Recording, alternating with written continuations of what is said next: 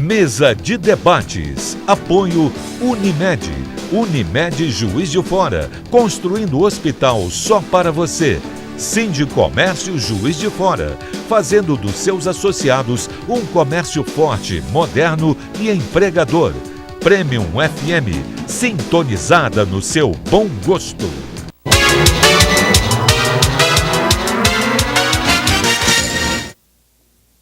Estamos de volta com o Mesa de Debate aqui pela TVE Juiz de Fora. E agora nós vamos falar sobre a nossa maior riqueza do Brasil, nossa maior riqueza, a Amazônia. Hoje é comemorado o Dia da Amazônia, que nem era para existir um Dia da Amazônia, né? O objetivo principal da data é alertar a população a respeito da destruição da floresta, que possui mais de 5,5 milhões de quilômetros e abrange 9 países, e de ter como poder desenvolver sem destruir a Amazônia. E a gente estava até falando da madeira, como a madeira do Brasil é boa para a construção da ferrovia, e até hoje a madeira do Brasil é muito valiosa, porque o desmatamento continua aí ilegalmente. Eu gostaria que você explicasse para a gente primeiro, a gente que é mais aqui do Sul, a gente não tem uma ideia de como a Amazônia é importante para o Brasil. Quem mora mais lá em cima tem essa ideia. Então explique para a gente, economicamente também, por que a Amazônia é tão importante para o país. Eu gostaria, de antes de mais nada, falar sobre a grandeza da floresta amazônica, né? A Revolução Industrial, ela praticamente dizimou as florestas no mundo inteiro. A floresta amazônica, ela tem um sistema e uma influência direta no clima, não só do Brasil, mas do mundo inteiro. Né? Uma das questões que foram aventadas no Acordo de Paris foi justamente o Brasil reduzir o nível de desmatamento. É uma das propostas que o nosso presidente foi lá avançar, né, a importância da Amazônia. A Amazônia, para vocês terem uma ideia, ela é capaz de ter um sistema um serviço ambiental. Segundo os especialistas, é a maior usina natural do mundo. Ela tem um serviço ambiental capaz de gerar chuvas para a região de toda a Amazônia e tem uma influência muito grande aqui no centro-oeste, sudeste, sul. Vocês já viram falar de rios voadores? Pois é, né? A formação, né, da precipitação, o regime das nossas chuvas tem uma relação muito próxima com a Amazônia.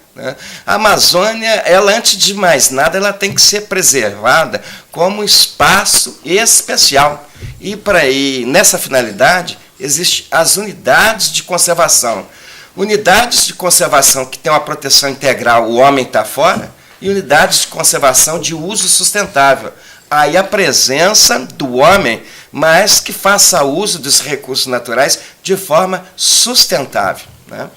E aí que a gente coloca, né, esse episódio dos últimos decretos federais em relação à extinção da RENCA, que é a Reserva Nacional de Cobres e Associados. Na verdade, o cobre aí é o primo pobre, porque a riqueza mineral é bem outra, nióbios, Lúcia, né, o ouro. Né? E lá o desmatamento, ele já acontece, de uma certa forma, também por conta do agronegócio, né? E, de outra forma, pelo garimpo ilegal. Na área do RENCA, tem 7 unidades de conservação e há uma sobreposição com nações indígenas. É uma questão, né, muito séria a ser resolvida. Esse garimpo ilegal faz uso do mercúrio, né? E os rios ali da região já estão no nível de impacto muito grande com relação ao mercúrio, o uso do mercúrio para a exploração do ouro. Porque você está falando mercúrio é uma coisa muito grave, porque é um metal pesado, né? Ele, inclusive, pessoa que tiver contato com mercúrio e não se cuidar, ela pode ter problema de filhos nascer deformados, entendeu? Alterado, porque exatamente é um metal muito pesado e arriscado, né? E a gente vê que às vezes faz essas explorações sem qualquer, né, sem qualquer observação de normas técnicas, né? Então os rios passam a contaminar os rios, aí vem o rio, o peixe, pega o peixe, você come o peixe, então todo mundo acaba correndo risco, ameaça à saúde pública, né? Ameaça à saúde pública, porque hoje está difícil até você escolher, tem que saber de onde vem o peixe, né? E você viu até bomba de hidrogênio jogando no mar agora, como é que você vai comer um peixe dessa, né? Então é uma situação muito arriscada, né? Mas eu queria dizer mesmo que apenas 20% do ecossistema da floresta é conhecido. E a gente sabe que a cada dia surge novidade. Segundo aqui uma pesquisa que nós temos aqui, que de 2014 a 2015, 381 novas espécies de animais e plantas foram descobertas na Amazônia. Então é uma coisa, né? É o que você falou, eu acho que aqui a gente vê turismo, vai para o Nordeste, praia, mas é pouco divulgado o turismo na Amazônia. Eu acho que todos deveriam conhecer a Amazônia. Eu tive ainda já, viajei para Manaus, Belém, ali a gente conhece uma enormidade, uma coisa fantástica. E a gente tem que olhar aquilo porque tem, você falou aí, os rios voadores, né? O problema da água, né? Como é que ela é transferida, centro-oeste, pega bastante aqui e contribui para o clima, né? Para a umidade do ar, tudo mais, né? E agora o que está acontecendo com a Amazônia? Você acha que a Amazônia viu que está tentando aí, o presidente autorizando aí acabar com essa reserva? A Amazônia está ameaçada. A Amazônia, interesses externos, econômicos, estão tomando conta da Amazônia. O que realmente está acontecendo com a nossa floresta amazônica?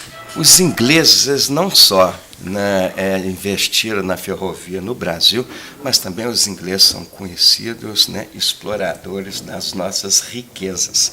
Já desde o século XIX, já se conhece, né, essa área que está na divisa do Amapá com o Pará como um novo Eldorado. A riqueza mineral ali é enorme e há interesses multinacionais. No mundo internacional, a gente é visto de duas formas, Zé Lúcio.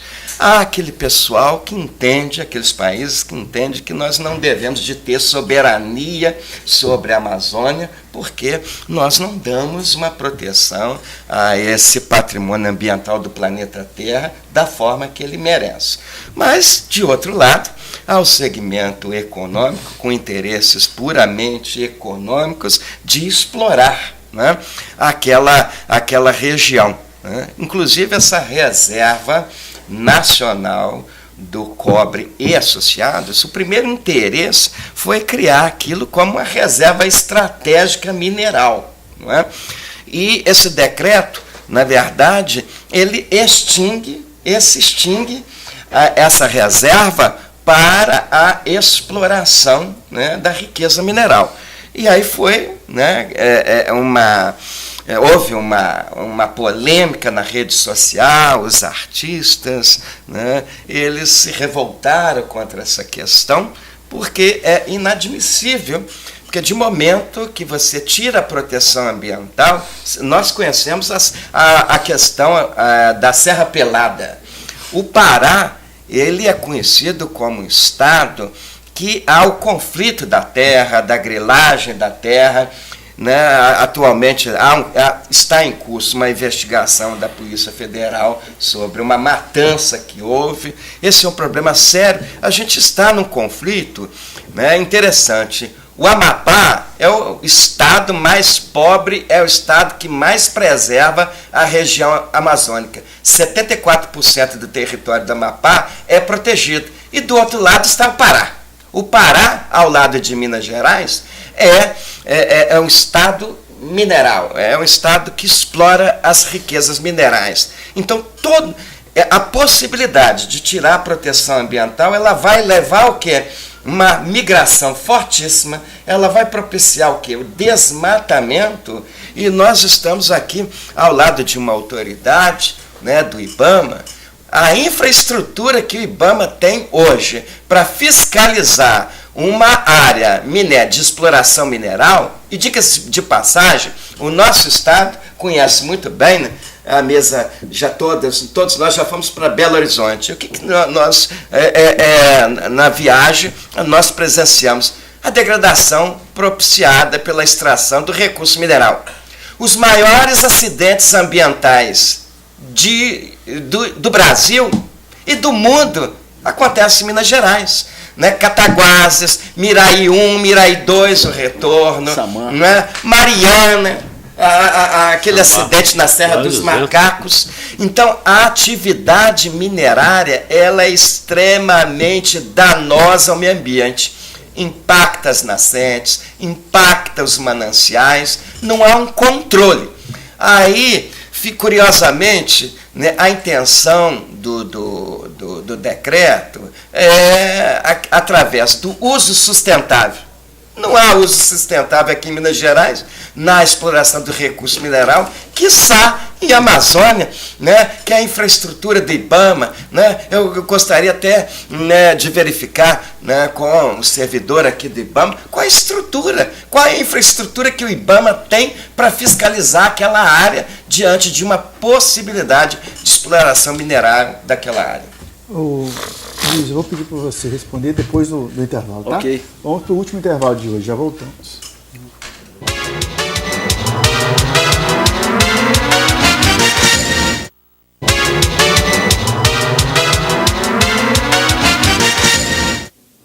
Estamos de volta com a mesa de debate aqui pela TV Juiz de Fora.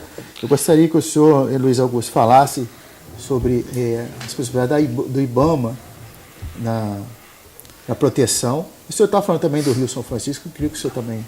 Exatamente.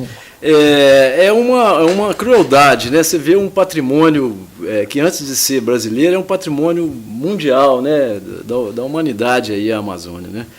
Então, em termos da estrutura do IBAMA, é muita dificuldade, você lida com muita dificuldade. A primeira delas é o efetivo, que é pequeno, frente a uma área enorme, extensa, né? Onde que uma situação de ausência do Estado, né? Muito recentemente a gente viu na região de Novo Progresso 10 viaturas novas do IBAMA que estavam indo exatamente para atender a essa questão da fiscalização do desmatamento, esse combate ao desmatamento ilegal, foram queimadas lá criminosamente, né?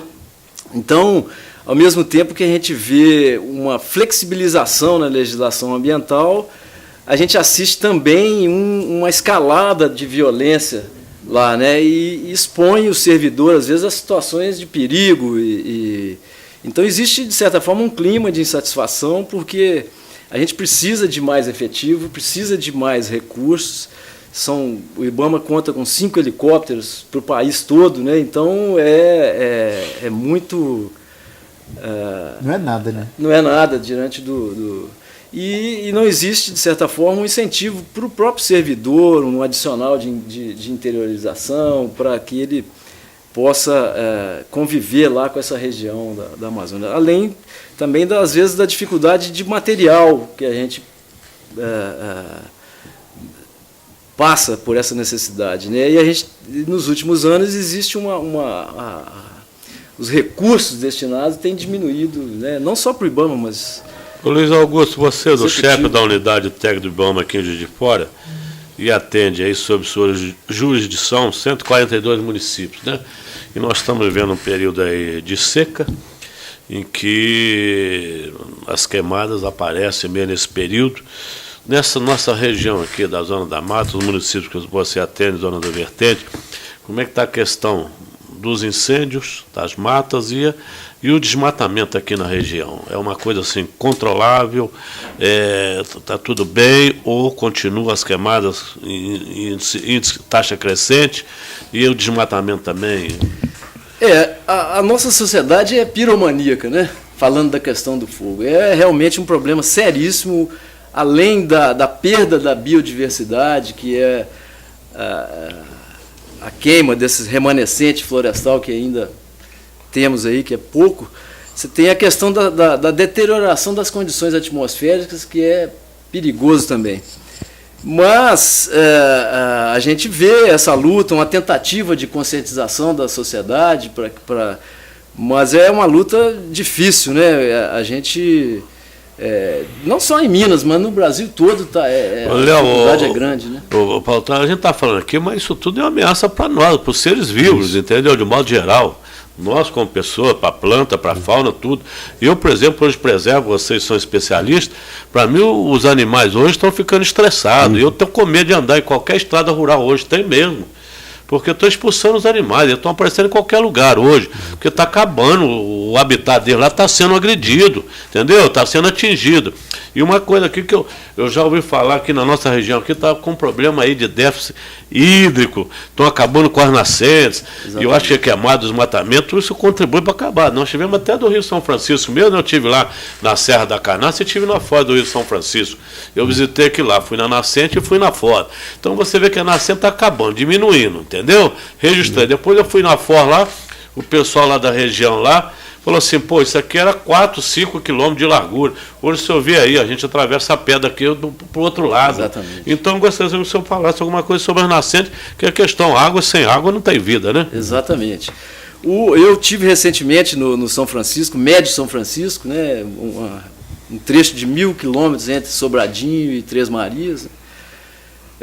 Você fazendo uma análise, a outorga de água, o que é liberado, é maior do que o volume do rio. Então, peixe, por exemplo, o pacu que você pega hoje lá é pacu do Rio Grande, você não tem pacu da bacia do São Francisco mais ali. Então, a perda dessa biodiversidade é muito grande. Outra coisa, com relação ao desmatamento, Minas Gerais, infelizmente, figura como um dos campeões de desmatamento da Mata Atlântica, aí, segundo os dados do SOS Mata Atlântica, né? E aqui na nossa região, Zona da Mata, nós temos sim pressão sobre o remanescente da Mata Atlântica, principalmente pelo setor, às vezes, imobiliário, que quer avançar sobre essas áreas, né? Fazendo um link com o que você tinha falado no início do bloco, a questão do clima, né?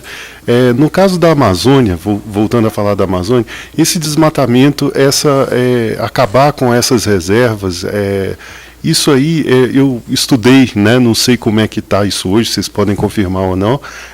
Quando desmata a Amazônia para fazer agronegócio ou algo assim, acaba que o solo ele é pobre, diferente do solo mineiro, e daqui de Minas, né? E lá uma queimada tem uma proporção muito maior, e acaba que esse desmatamento não traz mais chuva e acaba causando uma desertificação dessa área. É isso mesmo ou estudei? Exatamente isso. Hoje o grande paradigma para a Amazônia é a valorização da floresta em pé. E a gente assiste justamente o contrário, né? A atividade não tem sido sustentável. Às vezes você substitui aquela floresta riquíssima em biodiversidade, em recurso florestal, para colocar a pecuária, que às vezes ela não se sustenta ao longo do tempo, né? E então leva a uma discrepância que é deletéria aí para. Luiz Augusto, mas você falou quais são as causas disso aqui? Uma, você falou, são 5 helicópteros para atender o país todo. Um país de dimensão continental é uma brincadeira, né? Isso poderia ser para um município, para um estado, né? E olha lá. E o que está fazendo esse desmatamento, essa desertificação, que isso aqui que eu falo é uma preocupação. A gente está falando isso aqui, mas tem gente que tem uma noção disso. Sem água não vive, companheiro. Isso acaba, está derrubando árvore, está acabando com a nascente, está acabando com a água. E as futuras gerações? Temos filhos, temos netos, entendeu? Então isso não é só questão dos fiscais do IBAMA, não.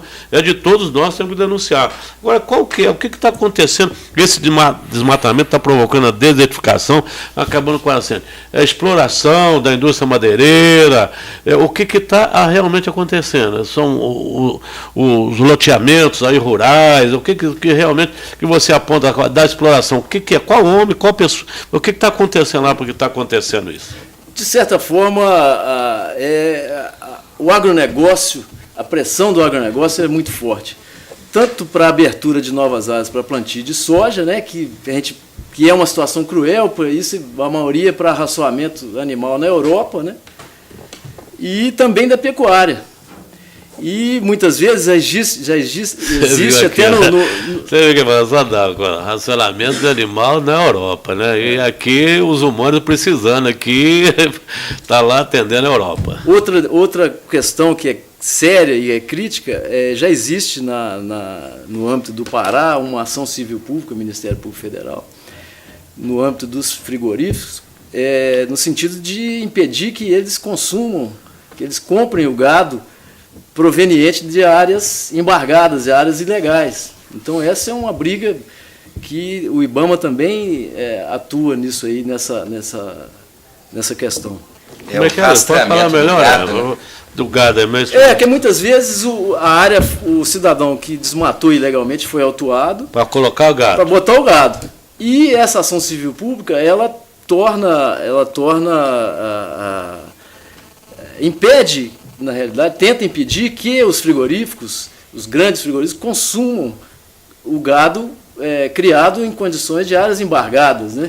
Essa é uma tendência mundial. Inclusive, por exemplo, a indústria automobilística, ela tende a fazer uma clivagem no sentido de que a determinada marca que produz ferro com carvão ilegal, né, o mercado afaste essa empresa. Mas o que a gente vê aqui, questão, né?